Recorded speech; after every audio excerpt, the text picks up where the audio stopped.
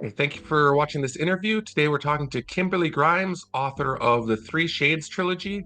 She contributed her short story Before Adele's Escape to the Midwest Fantasy Sampler for 2025, and she's here to talk about her short story and her related series. Hi, Kimberly. Hi, Justin. Thank you for having me chat with you today. Not a problem. So, how many books are there in your series? It says trilogy in the name, so I'm going to take a guess, but Yes, it's a trilogy. Originally, it was Shade of Light was supposed to be a standalone, but this happens, I guess. We write books and then we just want to explore more of the world, and so it is a trilogy. That's as far as it's going. nice. And so, how far along are you? Are all three books available, or are you still working on any of them, or where's it at? Um, Books one and books two are out and available. I'm currently working on book three, the final installment of the series. I'm actually releasing a complete omnibus series as a Kickstarter this September, and Very which will cool. include book three. And then I will release book three wide later in early 2026 spring sometime. So that way it gives people an opportunity to get book three or the omnibus direct and ahead of everybody else. So Nice, that's that's the cool. plan. And your covers are super pretty, so I'm sure that Kickstarter special edition will just be lovely. Um, so what is the overall plot of your series? What is the story? So, Three Shades trilogy is a YA, a young adult dark fantasy. So when you're writing young adult combined with dark fantasy, there's a bit of a fine line where you can't really cross because you've got that young adult audience in mind. And so with this one, I wanted to really focus on Adele and her being somebody who was born with basically evil running through her veins, demon blood. And she was taken and forced to be an interrogator and torture people for this crazy general. But then she escapes. And the whole idea of the story is basically even though you were born a certain way, doesn't mean you have to be evil, doesn't mean you have to do evil things. So it's about her journey, discovering what else she can do um, that isn't, hurting people because she doesn't want to hurt people. And so it's about that journey and meeting other other beings and other people who also are trying to find their place in this medieval fantasy story world. Kind of like nature versus nurture, and then where does free will come in and kind of set both of those things to the side? Yeah. That's cool. And so you use a lot of clearly symbols like angelic and demonic symbols in your writing because you're dealing with angels and demons, and blood is a very important element in the short story. I assume it probably is in the series as well. Whenever a reader comes across the terms angel, demon, we naturally think of real world religions and real world beliefs. Is there much of allegory to this? Are you drawing from particular religions or myths in the real world that incorporate those terms, or is this something entirely fantasy, just drawn up all on its own, and then you're just borrowing those terms? Which are the approaches? It's more about borrowing the terms. Again, I was trying to make as much of the story world relatable.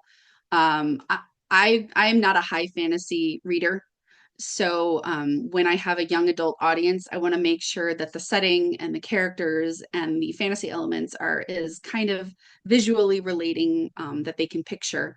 And so when I had decided to do Angels and Demons, it's not a reference to any kind of religious or it's more or less just the concepts and the visual representation that you get when you think of an angel. So I really made sure that like my Shortcut in a angels, way.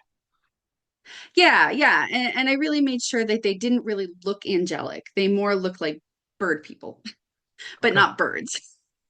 That makes sense. Yeah, because like in your cover for your second book, most of the time when you think of an angel, you think of somebody in robes with like the traditional white wings and stuff, whereas that character has it looked more like a hawk's wings The with the hawk, browns and the yes, patterns and stuff. I So yeah, love that. it Yes. looks different from the traditional imagery. Yeah. Yeah, so it was more about just that visual representation and giving people like that help, Mhm. so they can get that. Yeah, and I think a lot of fantasy relies on things like that. Like in my own writing, I have a race of elves, right? And elf, ever since Tolkien, is kind of a shorthand for a particular look. Culturally and psychologically and stuff, my elves are very, very much not like Tolkien's. But by having that term elf, you at least get the shortcut of getting to the basics of what the race looks like. And I think that Yes. fantasy relies on a lot of those shorthands, angel, demon, elf, dwarf. These are words that can be very unique in different worlds, but they get you close enough to an approximation that you can connect to your reader more quickly. And that makes a lot of Yeah, sense. definitely. You take that piece of clay and and you mold it into your characters, but you have that clay that everybody can relate to. So yeah, I agree. Circling back to something you mentioned a little while ago, you mentioned that your work is YA dark fantasy, which also, I saw that labeled on your website. And I'm curious, what makes it dark fantasy versus just YA fantasy? Like, because traditionally, when you think of dark fantasy, you think of a lot of things that are kind of like the darker side of adult fantasy. So when you're working in YA writing, what what is the dividing line where you're like, okay, this is not just a darker fantasy story in YA. It's actually pushed over into the genre dark fantasy. Yeah, so this question comes up a lot because I don't know per se if there's a lot of young adult dark fantasy.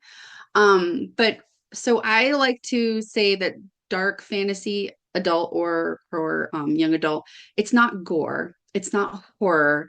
I like to think of it more as psychological, internal conflicts, and sometimes it could be there could be scarier elements in the environment and stuff. I like to think of Stranger Things, the earlier seasons, as YA That dark fantasy. seems like a really good Wednesday, the example. TV show. Yeah, yeah, these kind of shows, they push the boundaries of the teenage or the young adult main character into dark scenarios that not are they're not always necessary gore or horror or but they're more suspenseful. In my story, she was raised to torture people, so we don't talk like that's not really present, but it's something that has affected her, and that's something that has traumatized her. And but at the same time it's part of her, so there's a part of her that enjoys having that power over people, and so she's struggling with this tug of war of, I like having that power, but also I don't want to hurt people. So that's kind of where that vigilante borderline comes in. Gotcha. So I find that's more of the dark fantasy elements is playing on that. Okay.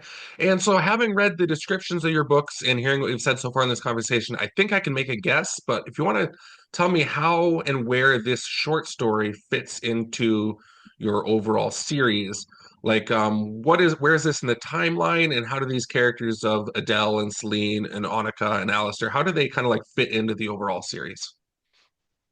I have been very excited to write this short story. So I'm so excited that it's going to be part of the anthology. It's just a great prequel story to the main story, book one, Shade of Light. At the beginning, Adele has escaped Castle Forge from the General Annika, who has basically been forcing Adele to use her abilities to torture people. And so it's a glimpse of Adele's life while she was at Castle Forge. It's not the unpleasant stuff. It's more about she took a journey with the general to one of the countries outside of where she is, and she happens to run into somebody from her past life before she was taken by General Annika. And something happens where she sees this person heal a sick child, and so this is all brought up in the book one, but this is all what leads for her to escape and this is what kind of sets her story in motion. And so I really wanted to take that scene that she's always talking about in book one and just kind of expand on it as a prequel, like actually, having her go and see this happen. And so I was really It's excited. kind of like the inciting incident of the main series in some ways. Yeah, yeah, it's like, yeah, basically it's like uh it's like it's not in book one. It's only talked about in book one. And so it was really great to just write this scene, and the characters, because they're not really center stage as much in book one. It was a weird story plot that I had written out for book one, and I think that's one of the appeals to the story is you think you know who the antagonist is, but then you're like, oh no, I was wrong. It's somebody else. That's one of the most fun things to play with when you're able to create a narrative that tells the story of characters without necessarily only focusing on that character.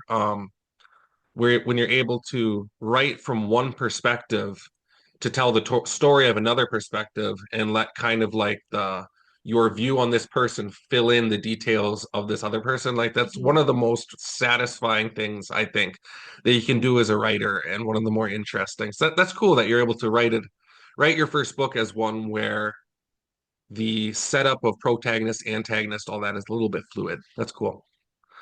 Yeah. You mentioned multiple countries a few seconds ago, and that was one of the questions I wanted to ask you. So clearly, in your series, there are multiple nations involved. There's politics involved between these different city states and these different like baronies and such. Were there any real world influences behind these countries like Noviskia and Phaeton, or were there any particular aesthetics that like separate and divide them, or anything like that? I think I just wanted to establish, um, I think I just wanted to have clear borders, and I wanted to establish, the areas where Adele originated from, and then where she ended up, over across in another country in Phaeton. And then the northern country comes into play in book two.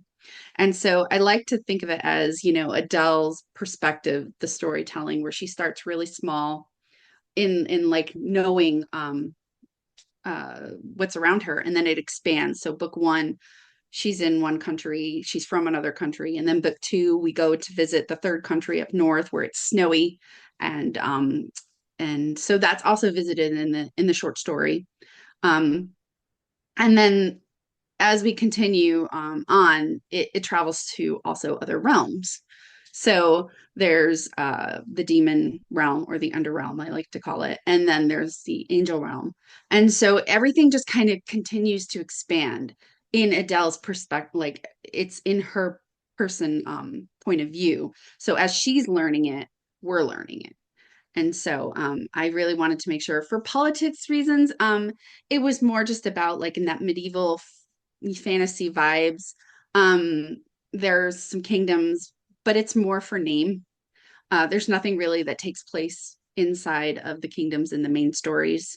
So it's more or less the villages and the towns and the outskirts that are focused on. So It's more of a grounded, more local scale story in some ways. I yeah. mean, also you've got obviously the farther reaching like inter-realm stuff, but as far as the characters and such goes, it's more like the localized areas. That makes sense. There's more politics in book three.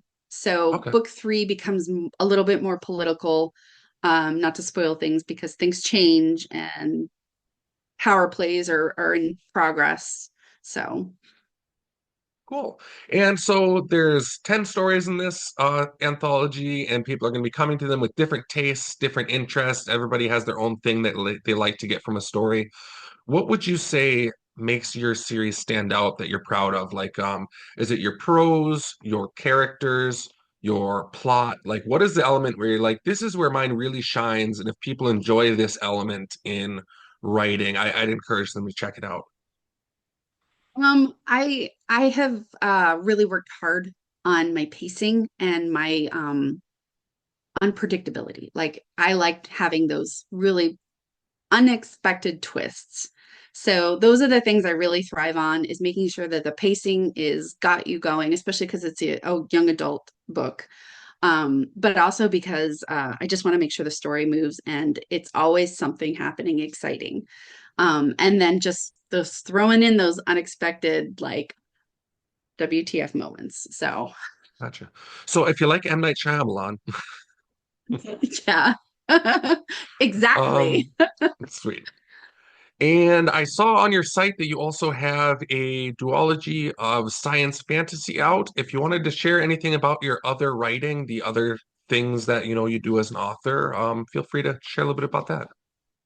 I did start my first series as a duology. It's a young adult science fantasy. Book one, Isildes, and book two, Faunus, are more about uh it's more similar, I would say, almost like Star Wars, alien encounters with magic and just learning about other civilizations.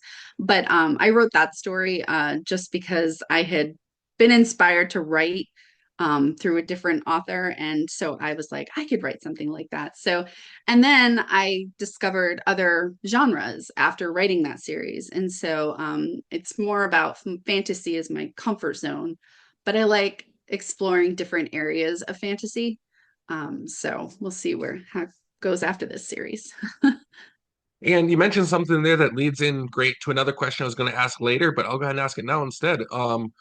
So you said you were inspired to write this by another author. What Yes. inspired you to be an author? What stories or other writers can you point to and go, this really influenced me and made me want to do this thing myself?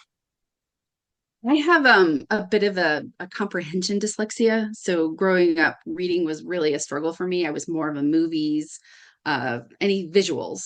And then I started listening to audiobooks and I fell in love with audiobooks. And I was listening to Jennifer Armentrout's Lux series, which is more of an alien encounter and kind of a romantasy, but with aliens, so science romantasy. All Um, in there, all the genres. yeah. And so just after listening to her story, it really got me thinking like I wanted to try. And even though I had complications with like comprehension dyslexia, which I've really worked with over the years, it took me 8 years to write my first book. Um, I really just wanted to, try it, do it and I'm a perfectionist, so I have to do it right. And so I took the time and to here now I love it. I love the community, I love the authors, I love the readers, I love the in-person events, I love everything. So That's cool. Are there any events you do each year that you really like? I do some local ones here in Kansas. I did a lot last year. I'm taking the year off. I think I'm going to try to expand more. I'm doing some in Texas next year. And so just just more try some bigger events for authors for networking and Sure. mingling and, Yeah, and saying hi. absolutely. Yeah, I started a couple years back with events, and the first year I did, I think, like 35 or something. And I realized very quickly after that that that did not work well with a full-time job. It was like I did not write That's a hardly at all lot. that year. All of my time that normally would have gone to writing was eaten up by these events. And so I cut it back to more like high teens the second year. And that worked a lot Yeah. better. I'm doing a similar number this year, and I'm trying a few different bigger events to maybe see if doing fewer bigger events will be a better fit. But it was Yeah, a lot I of kept fun. a, Like a I love the spreadsheet. events. Yeah, I kept a spreadsheet to be like, what were the pros, the cons of each event, and how, and you kind of weigh the balance if you want to do them again. But I think Mhm. that's really important for a lot of new and aspiring, like the authors who are new published, like get out there, network, go try Yes. events, do as Yeah. many as you can in a comfortable situation. But yeah, they're a great place to network and to meet readers and just to get your face out there. Yeah, and to be encouraged to see other people doing the same thing and like being like this is a thing that people do that can be done and like talking to them and learning how they've overcome different problems that you might be looking at and being like I have no idea what to do about this. The last project I worked on was an audio drama, and I knew nothing about how to produce one. I wrote the script and I loved it. I was very happy with it, but as far as actual production side, I knew nothing. but going to the in-person events, I met people who ran an audio production company who that's what they do is they make audio dramas. And so I was able to ask them questions about how to hire and, like what prices are fair, so I'm offering the right amount to get quality candidates without overspending, so stuff like that was so helpful. And meeting other authors and just I found the group that you and I met through IFA. I found that group because I met this other author, Brendan Noble, who's taking part in our series. He's like, hey, this is a Facebook group online. A lot of the author groups you'll find out on there are just trash full of bots, but this particular group is really active, Oh really yeah. useful. They have a lot of, talented people on there. And so it's been great. Most of the things that I've learned over the last 2 years about this, I've learned because I started doing in-person events and I actually started engaging with the community. So it's been You're cool. like me. We are number one input. We are just absorbing as much information as possible. Absolutely. Yes. And what is your favorite thing you've written? So you've got the 4 books out. I think you also had some nonfiction stuff. What is your favorite thing that you've written so far? Oh, um, that's tough. I really enjoy Shade of Light, book one of the Three Shades trilogy, just because that book, that story was a huge jump in my writing style and just being able to understand not just the writing and the publishing process, but what's required, what the readers are expecting. And so just that book, I learned so much from my first series and I applied it into this book and I really should think it showed. And so as a growing thing, that book really I just really love that book. Well, I Sorry. guess when you spend that amount of time on something and it's with you for that long, it's going to leave a pretty important impact, I'd assume. Um, I guess to close out, what do you plan after your Three Shades trilogy? You said you were going to cap it at the three. That's what you got planned for this series and world. Do you have an idea what's next on the agenda? Yes, I have. I'm going to be working on a standalone. It's a romantasy, a Western romantasy, more like a Little House on the Prairie, not so much as a like an old Western that I will be working on over the summer. And then I'm also doing a secret author collab project with some authors where we're going to be working on that at the end of the year and into early 2026. Nice, So nice, cool. Awesome. Well, it has been lovely to meet you. Thank you for talking about your series and your story. If people enjoyed this interview, check out Three Shades Trilogy, and you can pre-order the Midwest Fantasy Sampler right now, available on Amazon, and it will have Kimberly's short story. It will have short stories by 9 other Midwestern authors, and each one will introduce you to a new series like the Three Shades. Thanks for talking, and you have a wonderful day. thank you so much for having me, Justin.